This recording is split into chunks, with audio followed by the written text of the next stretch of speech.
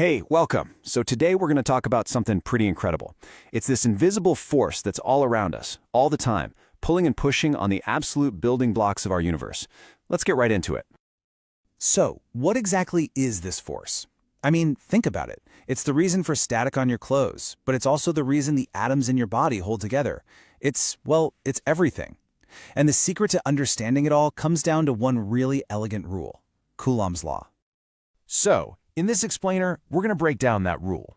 We're going to see how a physicist way back in the 18th century figured out how to measure and describe this invisible tug-of-war with, just stunning accuracy. Okay, but before we can really get the law, we have to meet the main characters of the story. The whole idea really depends on this little simplification that physicists use, something they call point charges. And this is just a brilliant idea. I mean, in reality, everything has a size, a shape, right? But to get to the core of how this force works, scientists just pretend that charged objects are these teeny tiny little points in space. It lets us cut through all the noise and focus on what really matters: the charge and the distance. It makes the math so much cleaner. The guy behind all this, Charles Coulomb, he didn't just notice the force. He figured out the two simple core rules that control it. And these two rules, they're the absolute foundation for his law.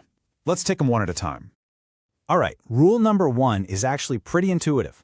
All it really says is that the bigger the charges, the bigger the force. If you double one of the charges, you get double the force. If you double both of them, you get 4 times the force. More charge means more push or pull. Makes sense, right? Now this is where things get really interesting.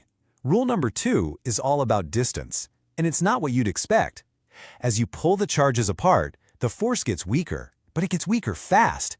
It drops off with the square of the distance. So get this, double the distance, and the force is 4 times weaker. Triple it, and it's 9 times weaker. This inverse square thing pops up all over the place in physics. It's a huge deal. So we've got our two rules, one about the amount of charge and one about the distance between them. Now for the really cool part. We can mash these two ideas together into one super powerful formula. Let's actually build it right now.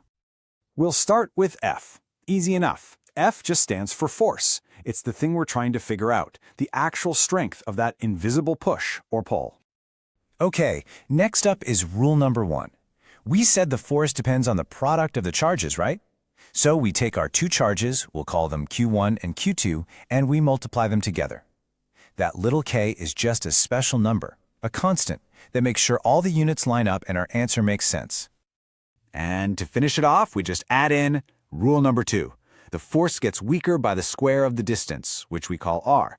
So we just divide the whole thing by r squared. And boom, there you have it. That one little equation tells the whole story.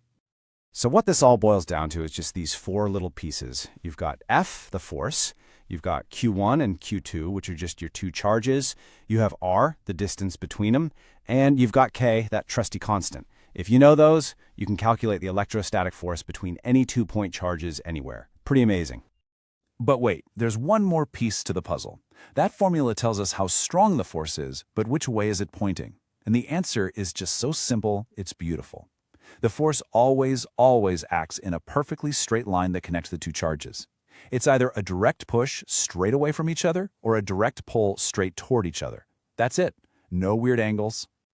So, a simple equation from the 1780s. Why are we still talking about it?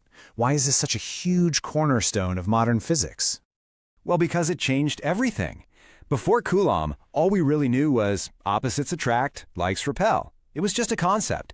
But after Coulomb, we could say exactly how much they attract or repel. It turned a vague idea into a predictive science. It gave us numbers, and that quantitative power is the foundation for, well, almost everything. Chemistry, electronics, you name it. And that really makes you think, doesn't it? The lesson from Coulomb's law is that something that seems really complex, like this invisible force, can actually be governed by a shockingly simple and elegant rule. It kind of leaves you wondering, if a simple law governs the tiniest bits of matter, what other beautiful rules are out there, just under the surface, shaping the world we see